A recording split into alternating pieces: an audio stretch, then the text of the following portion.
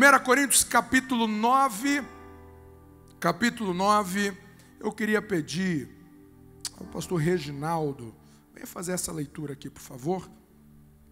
Fazer essa leitura aqui para mim. E a partir do versículo 24 ao versículo 27. Tá? Capítulo 9, versículo 24 ao versículo 27. Depois o senhor volta a ler o 24, porque será a ênfase da nossa reflexão. A paz do Senhor, querida igreja. Vamos ler então 24. 24 e 25? 24 ao 27. Ao 20. Certo. Diz assim: não sabeis vós que os que correm no estádio, todos na verdade correm, mas um só leva o prêmio. Correi de tal maneira que o alcanceis, e todo aquele que luta, de tudo se abstém. Eles o fazem para alcançar uma coroa corruptível, nós, porém, uma incorruptível. Pois eu assim corro, não como a coisa incerta, assim combato, não como batendo no ar. Antes subjugo o meu corpo e reduzo à servidão, para que, pregando aos outros, eu mesmo não venha, de alguma maneira, ficar reprovado. 24, repetindo. Todos juntos? Então, bom, vamos ler sozinho. Não sabeis vós que os que correm no estádio, todos na verdade correm, mas um só leva o prêmio. Correi de tal maneira que o alcanceis. Obrigado. Pai querido, Pai eterno, te louvamos e te agradecemos. Acabamos de ler aqui uma expressão de corrida. Pai, quando nós abraçamos Cristo, ó Deus, começamos a correr. Papai querido, nesta caminhada já temos visto muitas pessoas que pararam, outros que desistiram, mas eu te louvo, Pai, também, que muitos ainda não desistiram, estão correndo, porque estão olhando para o prêmio, não por uma coroa corruptível, mas uma coroa incorruptível, sim, Pai. Te louvamos e te agradecemos. Dê graça aos teus filhos, dê graça, sabedoria, para que cada um dos teus, Pai, possa caminhar de tal forma, para que não perca o foco, não perca o alvo, porque um dia chegará. Ah, Senhor Jesus, dê graça aos teus filhos, para que possam viver uma vida cheia de graça, cheia de unção, para que não venham atrapalhar nesta caminhada, se atrapalhar ou viver atrapalhados, Pai, para que não chegue naquele glorioso dia. Dê graça, dê sabedoria, é a nossa oração, e use o teu filho agora mais uma vez, para que através dessa palavra venhamos ser confrontados mais uma vez em nome de Jesus. Amém. Mantenha a sua Bíblia aberta, que nós iremos ler outros textos. Olha esse texto. Nas Escrituras, cada florzinha é uma campina. Essa frase, há praticamente 500 anos atrás, foi cunhada pelo inesquecível Martinho Lutero. O que ele diz aos nossos corações quando diz que nas Escrituras cada florzinha é uma campina? É de que cada porção das Escrituras existe uma profundidade inimaginável para o seu coração. Você está no mês de fevereiro nesta igreja e você está sendo encorajado a ler grandes porções das Escrituras. Domingo nós iniciamos a meditação no Efésios, 6 capítulos. Você consegue ler Efésios em 20 minutos. E eu te encorajo, você que ainda não começou a ler, eu te encorajo a você separar 20 minutos do seu dia para você ler as Escrituras, porque à medida que você vai lendo, ela vai saltando diante de ti. Quando eu lia ontem, antes de dormir, o último versículo, versículo 24 do capítulo 6, Paulo vai terminando uma palavra e ele vai dizendo que a graça do Senhor esteja sobre aqueles que o amam com o amor que não se corrompe. Como aquilo cravou no meu coração? Porque às vezes existem pessoas que o seu coração para com Deus se corrompe. Você conhece alguém assim ou não? Alguém que amou ao Senhor, alguém que amou a Deus, mas ele não cuidou e de repente este amor foi se diluindo. Este amor foi sendo asfixiado, este amor foi se apequenando. E eu terminei dizendo: Deus, tem misericórdia de mim. Eu não quero que o meu amor por ti se corrompa. Leia Efésios que você ficará profundamente tocado pelo Senhor. Cada florzinha nas Escrituras é uma campina. Você precisa olhar para as Escrituras com uma paixão. Você precisa olhar para as Escrituras com um amor inflamante no seu coração. Você precisa olhar para as Escrituras com o seu coração sedento e faminto por Deus.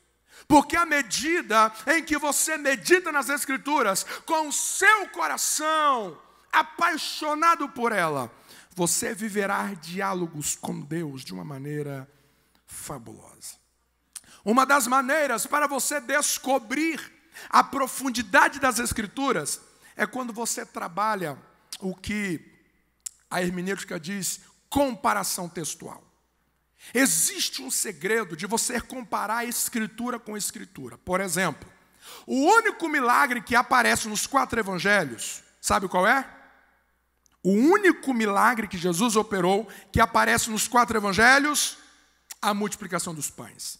Se você pega a narrativa da multiplicação dos pães em Mateus, em Marcos, em Lucas e em João, você verá detalhes valiosos que você só descobre se você fazer essas comparações. Por exemplo, nos evangelhos você vê Pedro negando Jesus diante de uma fogueira. A única outra vez que aparece a palavra fogueira nos evangelhos é quando Jesus ressuscita e conversa com Pedro em volta de uma outra fogueira. Aí você pega a fogueira em que Pedro negou Jesus e você pega a fogueira que Jesus conversou com Pedro pós-ressurreição, você aprende assim algo fabuloso. Porque se Jesus ressuscita e não tem esse encontro com Pedro, todas as vezes que Pedro olhasse para uma fogueira, ele lembraria de quê? Da sua negação, do seu fracasso, da frustração de não ter dado certo o que planejou. Mas olha, Jesus encontrou e ao lado de uma fogueira, Jesus faz Pedro confessar que o amava e declara perdão para Pedro. Agora, todas as vezes que Pedro se deparar com uma fogueira, ele pode lembrar da negação, mas a última imagem imprimida no seu entendimento é que ele foi perdoado e que ele recebeu uma nova chance. Apenas 2 vezes aparece a referência vasilha nos evangelhos. A primeira menção é João capítulo 13, que Jesus pegou a bacia e começou a lavar os pés dos discípulos. A segunda menção que aparece, bacia, e é por uma inferência, é em Mateus 27, quando Pilatos lavou a mão em uma bacia. Aí você pega e faz uma comparação. A bacia em que Jesus lavou os pés dos discípulos e a bacia que Pilatos lavou as mãos. Olha que coisa fabulosa. Em uma bacia, Jesus está lavando os pés. E a outra, alguém está lavando as mãos. O Jesus que está lavando os pés fala do serviço. A decisão de servir pessoas, mesmo aquelas que vai nos frustrar. A decisão de você servir pessoas, mesmo a Judas que vai trair. Mesmo a Pedro que vai negar, mas você vai lavar. As suas mãos têm um endereço que é os pés. Você fará com que o caminho do outro seja melhor. Agora, e a bacia de Pilatos? É a bacia da indiferença. É a bacia da... eu não tenho nada a ver com isso. É a bacia da irresponsabilidade. Qual dessas bacias que nós estamos lavando? Olha que coisa fabulosa. A comparação textual, ela é uma ferramenta maravilhosa para que você possa aprender a profundidade das Escrituras.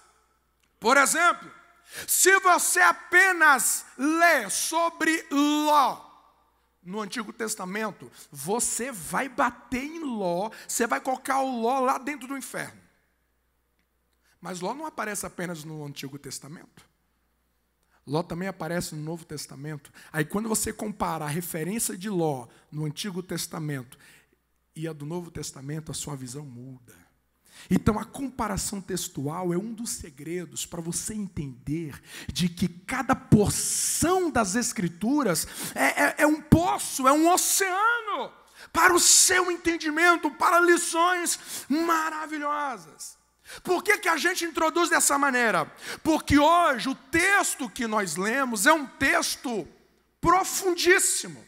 É um texto de águas profundas, onde que Paulo está encorajando a igreja a encarar a vida cristã como uma maratona. Paulo está encorajando a igreja a viver a vida cristã como uma maratona, como uma corrida de um atleta. Mas Paulo, ele faz algo fabuloso aqui. Porque no versículo 24 ele diz assim, olha, correi. Mas não é correr de qualquer maneira. Não é correr de qualquer maneira. Porque correr, qualquer um corre. Ou não? Basta você ver uma cobra e você, vaza. Ou não? A gente corre. Mas não é qualquer corrida, não é de qualquer maneira. E ele solta uma pérola dizendo, correi de tal maneira. Correi de tal maneira. Aí deixa eu te fazer uma pergunta assim, bem baixinho assim para o seu coração. Quando você escuta a expressão tal maneira, você lembra de quê? Qual é o outro texto que aparece nas Escrituras, que aparece assim, de tal maneira? João 3,16. Porque Deus amou o mundo de tal maneira. Aí quando você faz essa comparação textual, aí muda tudo. Aí você encontra a profundidade pelo qual esse texto nós acabamos de ler. Esta noite Deus te chamou aqui para dizer o seguinte: você precisa viver a vida de uma tal maneira. Você precisa viver a vida de uma tal maneira. Você precisa viver o seu casamento de uma tal maneira. Você precisa viver a sua relação com a esposa, com o marido, com os filhos, com os pais, com os amigos, a sua relação com o departamento que você faz parte, a relação com os seus amigos. Você precisa viver uma relação de uma tal maneira. E o que está escondido nessa expressão de tal maneira? O que está por detrás quando Paulo diz, correi de uma tal maneira? O que Paulo está nos convidando a conscientizar a respeito da nossa espiritualidade? O nosso tema hoje é como está o tal maneira em sua vida. Como está o tal maneira na sua vida? Primeira coisa, quando a gente traz o paralelo entre correr de uma tal maneira, com Deus amou o mundo de tal maneira, eu aprendo que Paulo está nos convidando a uma totalidade. Porque quando Deus enviou o seu filho, ele enviou metade de um filho. Quando Deus enviou o que ele tinha lá no céu, ele enviou assim, metade de alguma coisa, ou ele enviou tudo que ele tinha de mais sublime e de mais excelente no céu. Quando Deus entra em relação conosco de uma tal maneira, isso está nos ensinando uma verdade de totalidade. Totalidade. Quando Deus decidiu enviar Jesus, Ele envia tudo o que Ele tinha. Quando Jesus decidiu se encarnar, Jesus vive uma vida total. Total. E aqui está a primeira mensagem que Paulo está te convidando a correr a vida cristã. Corra a vida cristã com totalidade. Corra a vida cristã com totalidade. Corra a vida do seu casamento com totalidade. Corra a sua vida de oração com totalidade. Corra a sua vida de consagração com totalidade. Corra a sua vida com totalidade. Agora veja, não é simples assim. Porque versus a totalidade, você tem a parcialidade. Aqui para nós. Qual é mais confortável? Viver uma totalidade ou viver uma parcialidade? Viver uma parcialidade. Olha o que Jesus nos ensina a partir das Escrituras. Mateus 28, 18 e 20. Abra sua Bíblia comigo aí, Mateus 28. Pode abrir a sua Bíblia comigo. Esse texto eu não coloquei na tela, exatamente para exercitar o seu manuseio com as Escrituras. E eu faço questão que você o faça. Mateus capítulo 28. Mateus capítulo 28.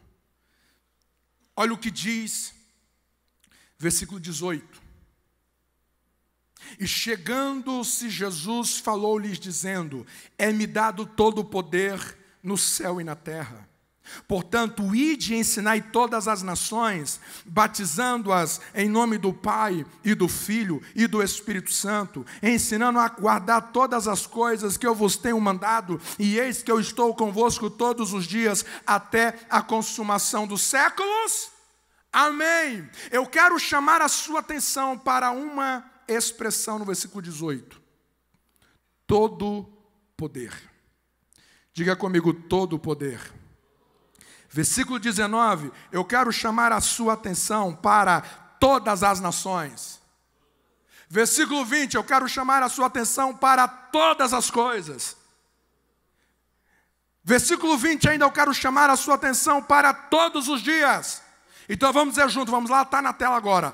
Todo o poder, todas as nações, todas as coisas e todos os dias. Vamos lá? 3, 2, 1. Todo o poder, todas as nações, todas as coisas e todos os dias. A linguagem de Deus não é parcialidade. A linguagem de Deus não é pouco poder, não é muito poder. A linguagem de Deus não é muitas nações. A linguagem de Deus não é muitas coisas e nem muitos dias. A linguagem de Deus é tudo. É tudo. A linguagem de Deus é tudo. Olha o que vem Jesus nos dizer em Marcos 12, 29. Vem comigo, Marcos 12, 29 e 30. Vem comigo, Marcos capítulo 12, 29 e 30. Esse é um texto que é recorrente em nossas reuniões, mas o seu coração não pode esquecer isso. Não pode esquecer. Versículo 29. E Jesus respondeu-lhe: o primeiro de todos os mandamentos é: ouve, Israel, o Senhor nosso Deus é o único Senhor. Olha o versículo 30.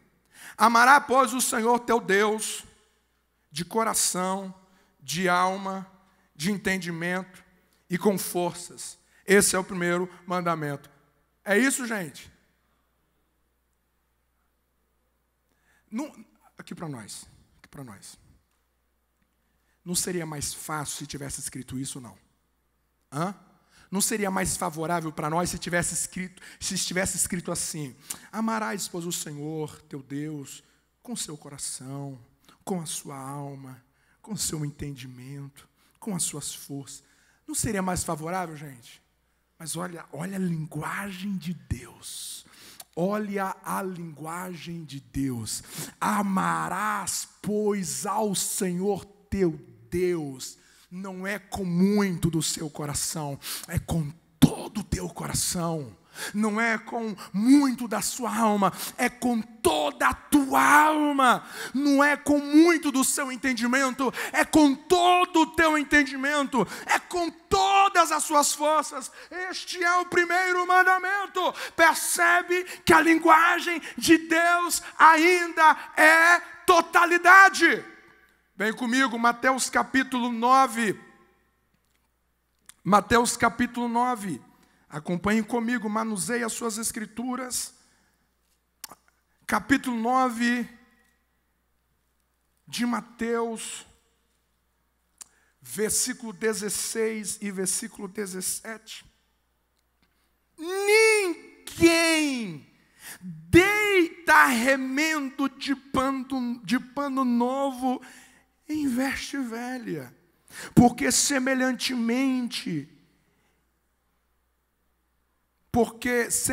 remendo rompe a veste e faz-se maior a rotura. Nem se deita vinho novo em odres velhos. Aliás, rompa-se os odres e entorna-se o vinho. E os odres estragam-se, mas deita-se vinho novo em odres novos. E assim ambos se conservam. Jesus está dizendo, ninguém vive assim. Ninguém vive nessas características do contexto com parcialidade. E não queira encarar a vida cristã sem conjugar a totalidade na sua vida. Eu termino com Jeremias 29, 13. Eu conto até 3 e vocês citam esse texto em alto e bom som. Vamos lá? 3, 2, 1. E buscar-me-eis e me achareis, quando me buscardes de todo o vosso coração. É de todo o coração. Então deixa eu te dizer uma coisa. Se alguém chegar para te dizer, pastor, eu estou orando em busca de um propósito, mas eu ainda não ouvi de Deus, continue. Enquanto você não chegar a uma totalidade de entrega, enquanto você não chegar a uma totalidade de busca, enquanto você não chegar a uma totalidade de sede, de fome, Deus não renderá as nossas parcialidades. Deus não vai se render às nossas parcialidades. E quando Paulo está dizendo, corra de uma tal maneira, eu entendo que Paulo está dizendo, viva uma vida total. Viva uma vida plena. Você vem para o culto, seja pleno.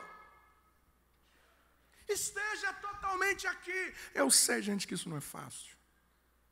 Quem já veio para o culto e só o corpo estava presente? Eu levanto a minha mão porque isso já aconteceu comigo. Não é fácil, eu não estou falando de facilidade.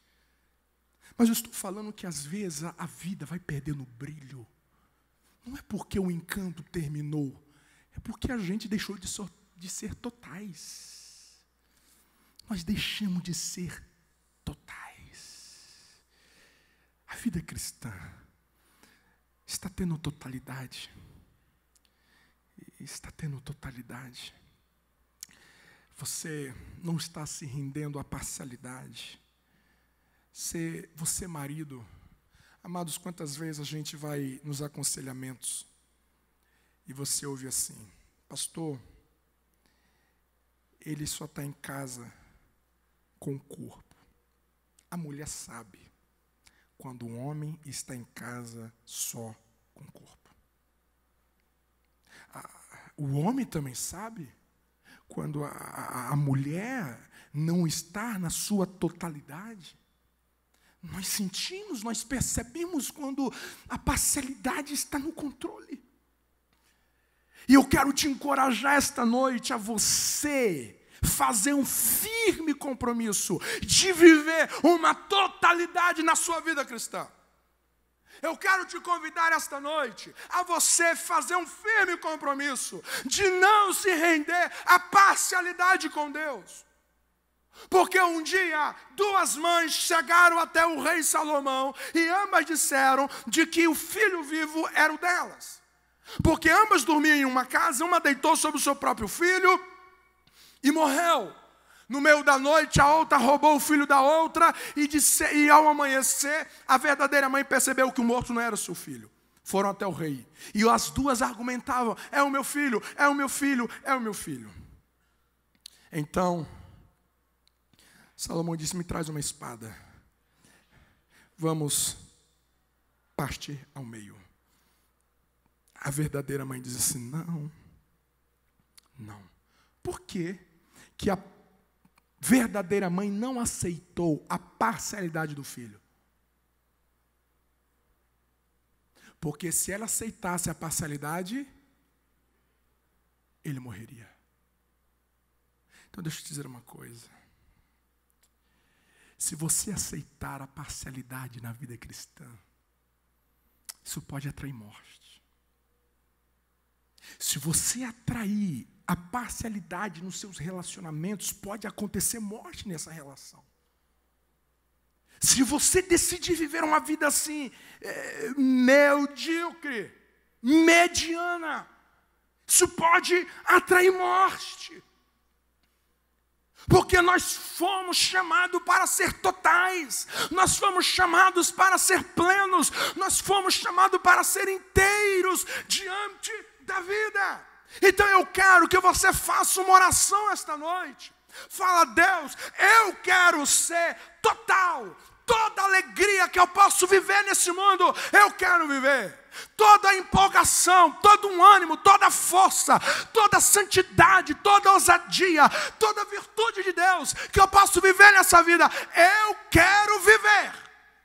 Tudo que o Senhor tem para mim, eu posso viver. Eu quero chegar ao limite da minha espiritualidade. Eu quero exaurir, eu quero explorar, eu quero tocar aonde que a minha mão pode tocar. Eu quero te conhecer, o quanto que eu posso te conhecer. Eu quero te experimentar, o quanto que eu posso te experimentar. Eu quero ser usado por ti, o quanto que eu posso ser usado por ti. Eu quero totalidade, eu quero totalidade. Alguém quer totalidade comigo? Alguém quer totalidade comigo? Eu quero ser um marido total. E a sua esposa também quer que você seja total. Amém, irmãs? Não, quer não. Os maridos querem vocês, mulheres, serem totais. Amém, homens? Oh, Deus está falando. Totais. Eu quero ser um pai total. Eu quero ser um amigo total. Eu quero ser um pastor total. Sabe por quê, gente? Eu vou te falar o que nos estraga na vida. O que estraga em velório de pais e filhos, em que os pais enterraram os filhos, ou que os filhos enterraram os pais. É que em muitas situações, aquele choro, sabe qual é? É o choro da culpa. A culpa, irmão Douglas, que eu poderia ter feito mais. A culpa, pastor Lee, eu poderia ter dedicado mais tempo para o meu filho, o meu pai. Aí aquela culpa é um drama que vai corroendo. Pastor Rubens, vai assim, desconstruindo. Não tem coração que aguenta. Não tem coração que aguenta. E o pior é que a gente cai nessa consciência, geralmente é na beira da morte. É quando adoecemos. Ouvi o depoimento de um pastor oncologista, em que ele, acostumado a conviver com pessoas nos últimos instantes de vida. E ele dizia de que nos últimos instantes de vida, Davi, as pessoas não diziam: doutor, eu poderia ter comprado mais carro, eu poderia ter comprado mais casa, eu poderia ter feito mais plantão, eu poderia ter enriquecido mais, irmão Johnny, eu deveria, mas não consegui, eu estou morrendo arrependido, porque eu não deixei mais dinheiro, porque que eu não trabalhei mais, não acumulei mais. Não, ele dizia, ele nunca ouviu um desabafo assim. Sabe qual é o desabafo? Eu poderia ter feito mais amigo. Eu poderia ter compreendido tanto mais a minha esposa. Eu deveria ter compreendido tanto mais o meu esposo. Eu deveria ter dado mais tempo para os meus filhos. Eu deveria ter me importado mais com os meus amigos. Eu deveria ter ligado mais. Eu deveria ter me reunido mais. Eu deveria ter olhado mais no olho. Eu deveria ter abraçado mais. A culpa de ter vivido uma vida na parcialidade geralmente vem nesses momentos. Houve um missionário lá no Equador que ele vai escrever no seu diário. O Jim Elliot, ele vai escrever no seu diário assim: ajuda-me, ó Senhor, a viver a minha vida de uma tal maneira. Olha o tal maneira. Ao viver uma vida de uma tal maneira que no dia da minha morte, a única coisa que eu tenho que fazer é morrer. Que no dia da minha morte, dizendo ele, eu não seja tomado pela culpa. Eu deveria ter congregado mais, eu deveria ter levado mais a sério as pregações, eu deveria ter servido mais, eu deveria ter discipulado mais, eu deveria ter dizimado mais, eu deveria ter ofertado mais, eu deveria, não. No dia da minha morte, se olha para trás e diz, eu fui total. É um Paulo que está sabendo que a morte está batendo a porta, e quando a morte está abrindo a porta para o abraçar, ele dá um grito sem nenhuma culpa, dizendo, eu combati o bom combate, eu acabei a carreira, eu fui total, eu guardei a fé, o que me resta é ser recebido em glória pelo meu Senhor. Ser total, corra a vida cristã de uma tal maneira. Você pode ser mais nesta igreja, você pode ser mais diante do seu líder de departamento. Você pode ser mais. Você pode ser mais. Às vezes a gente está parcial.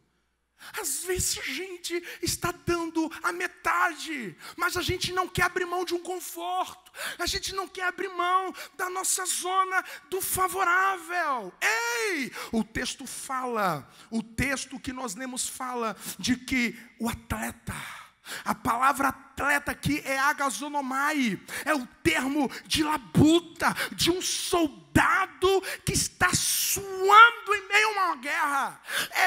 É um atleta que está numa competição intensa, ele está reunindo todas as forças para correr e para alcançar o destino. Os escritores aos Hebreus, presbítero Will, estava reclamando das pressões. Dizia assim, o quê? No judaísmo, não tinha perseguição do império. No cristianismo, todo mundo quer nos matar. E eles quer nos perseguir. E eles começaram a querer voltar.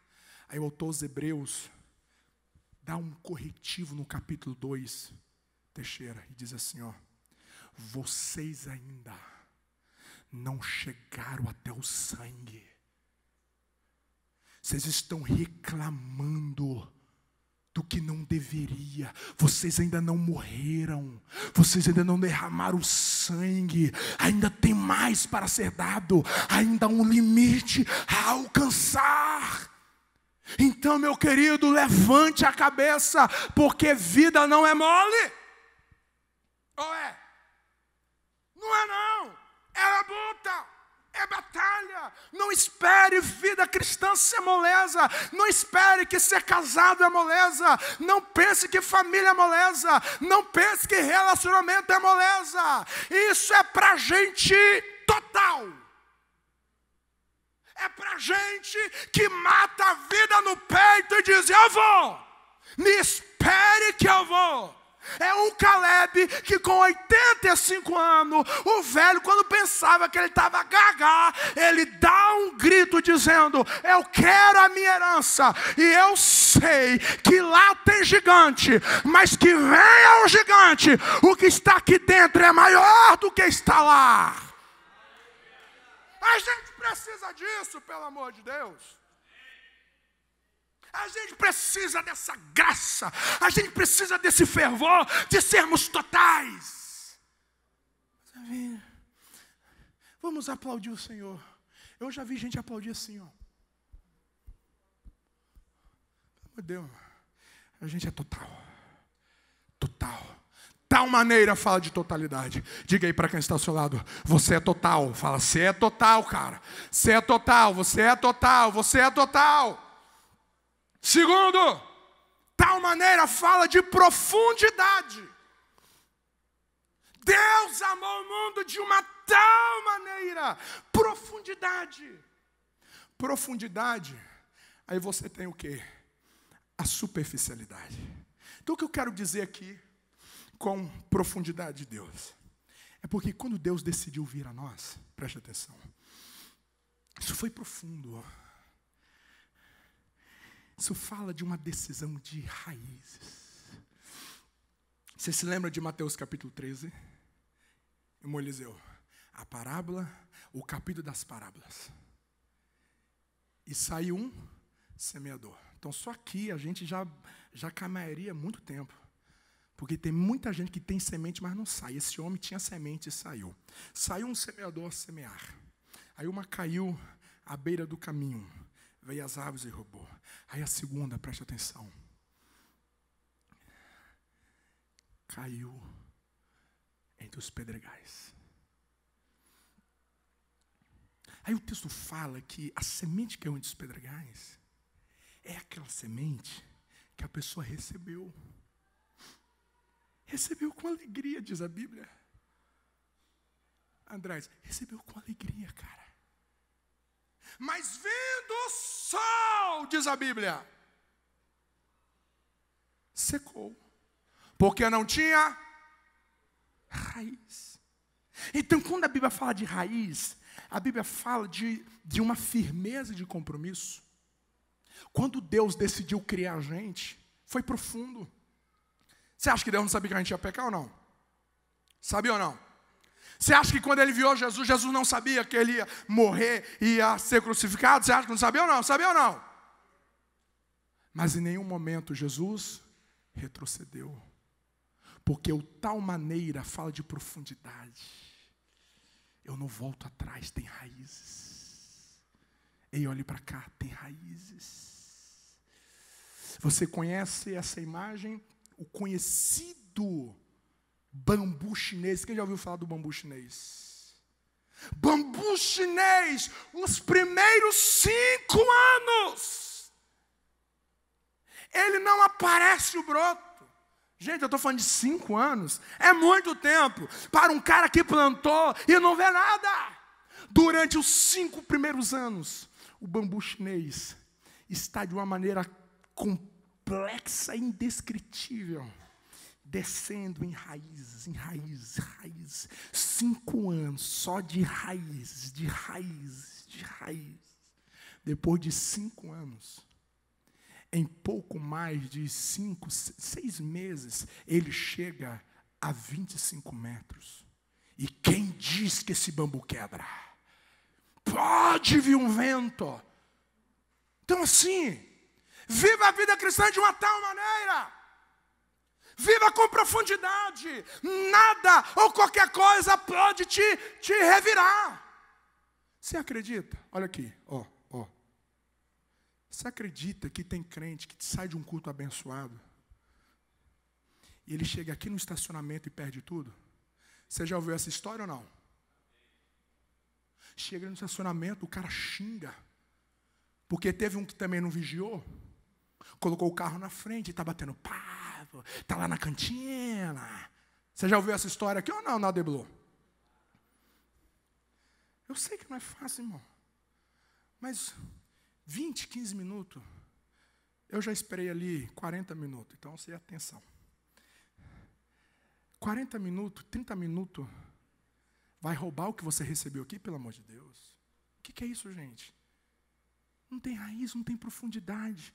O cara casou, felicidade, alegria, beijinho, lua de mel.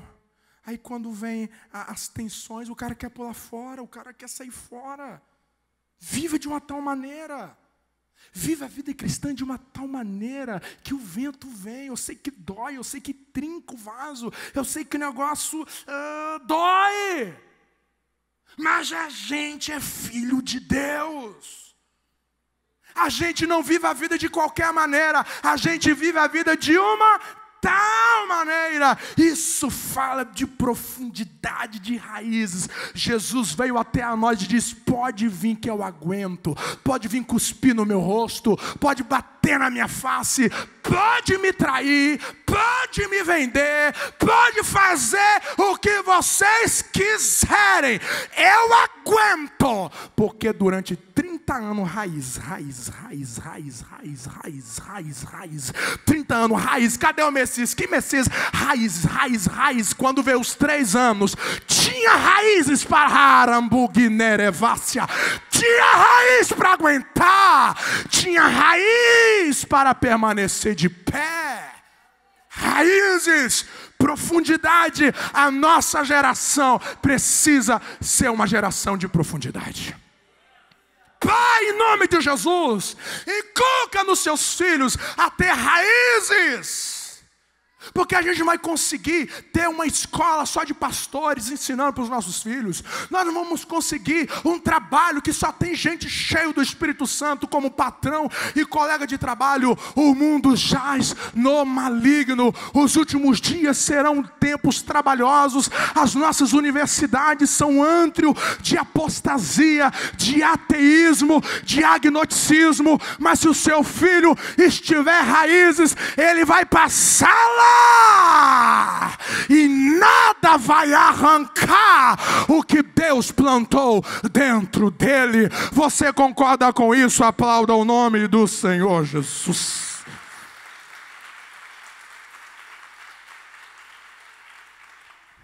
Viver de uma tal maneira fala de totalidade, fala de profundidade. E em último lugar, e eu já termino, fala de intensidade. Olhe para cá. Intensidade. Deus é intenso. Eu vou te explicar o que é intensidade. Diferença de intensidade e extensidade. Extensidade é um regime. Eu sei que essa palavra dói, tá, irmão? Eu sei que dói. É dieta. Eu sei que essa palavra dói, mexe com a gente, né? É uma dieta de longo prazo. É uma dieta de 6 meses, de 1 ano. Isso é extenso. É um processo que envolve período. Isso é extensidade. Agora, intensidade. O que é intensidade? Termino aqui. Intensidade é uma vacina que você recebe, que tem efeito para 10 anos. Uma pequena dose mexe no seu organismo, que durante 10 anos você está intacto contra aquele vírus. Isso é intensidade. Pequenas porções, pequenas essências que mudam grandes realidades. Deus é assim. Em um corpo humano, um físico de um homem, Deus reuniu toda a grandeza da eternidade, estava em Cristo. E Jesus intenso. Alguém chegou para ele e disse assim: ei, se o Senhor dizer uma palavra, o meu criado vai ser sarado. Tocou nas vestes, um toque, e saiu virtudes. Deus era intenso. Viver de uma tal maneira a vida cristã é intensidade. A gente não consegue ficar o dia todo na casa um do outro. Não, a gente não consegue. Tem irmãos aqui que só se encontram onde, gente? Na igreja. Difícil talvez mudar essa realidade, embora que a gente pode dar um jeitinho, convidar o irmão, convidar o pastor, para comer uma carne, louvado seja Deus, né?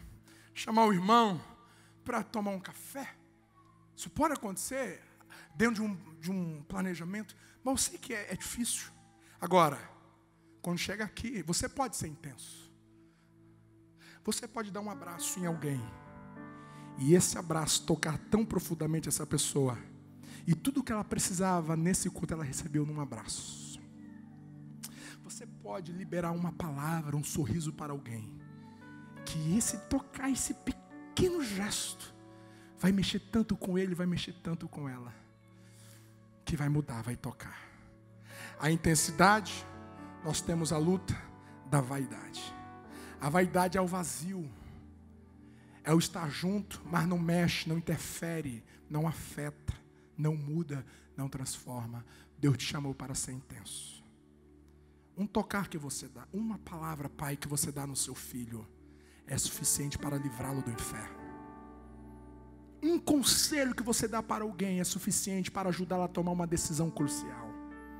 Vivei a vida de uma tal maneira, corra de uma tal maneira, seja intenso, que onde você tocar, o que você falar, tenha efeito, tenha peso, tenha peso. Ficamos em pé em nome de Jesus para nós orarmos.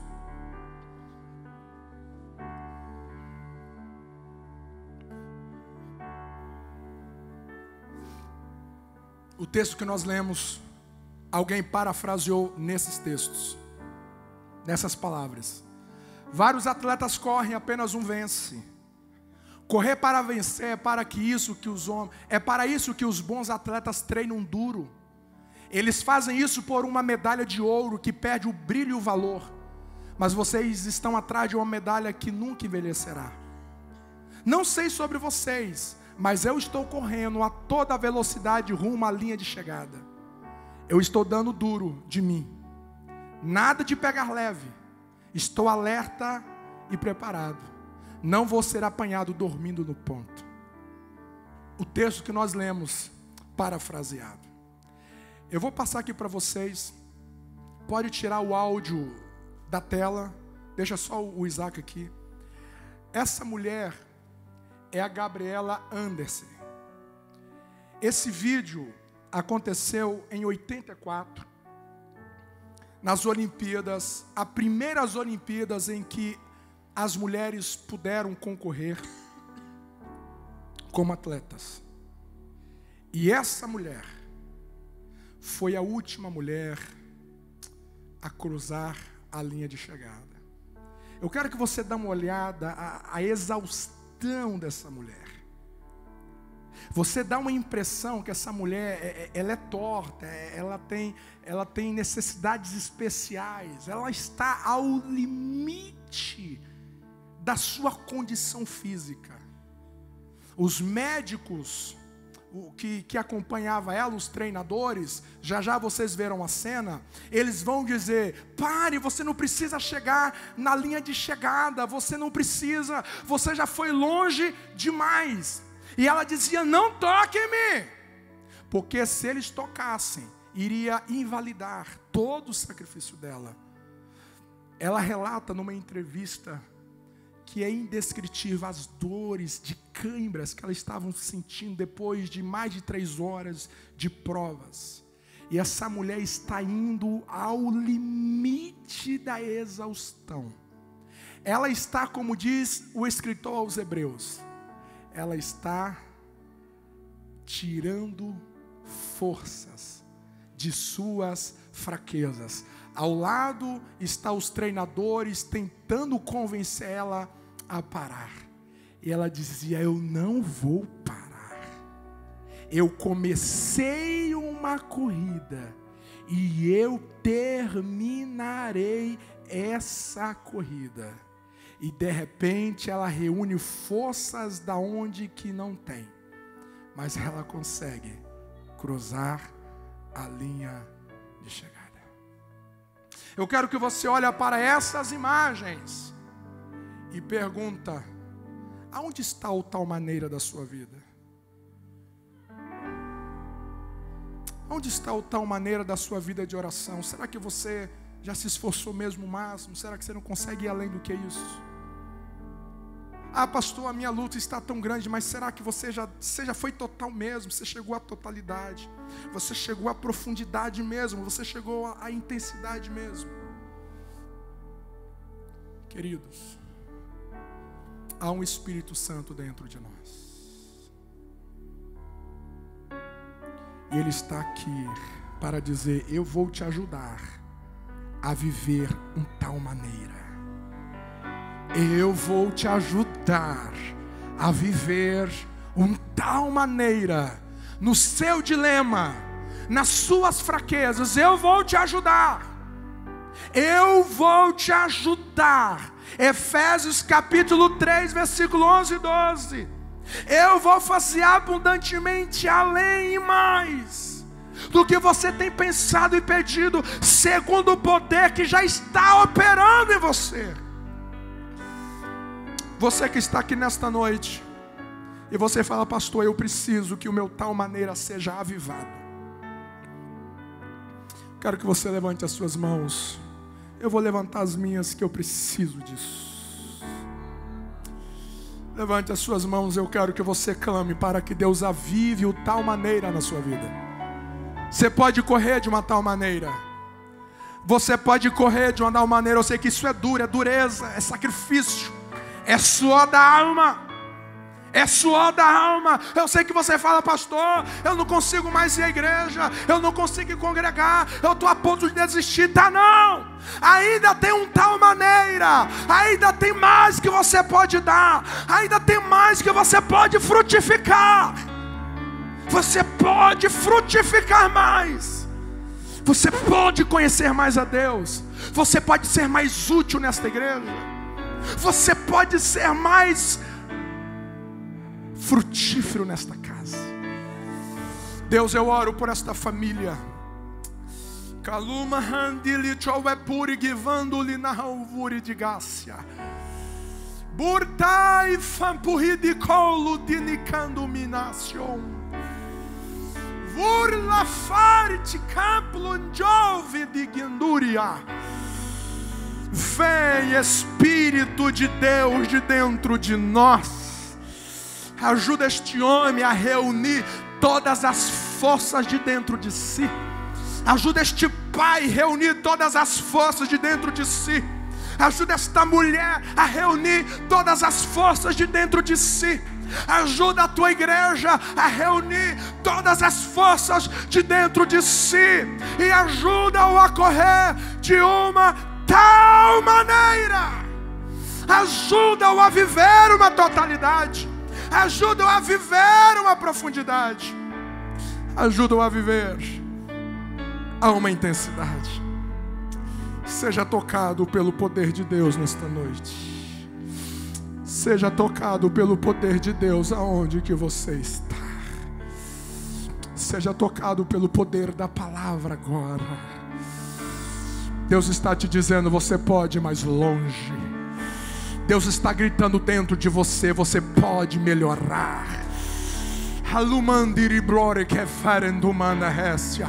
Deus está gritando dentro de você: eu te tomo pela tua mão direita e eu vou te levar a correr de tal maneira. Eu vou te levar a uma tal maneira. Você pode ser um cristão de uma tal maneira. Você pode ser alguém de uma tal maneira.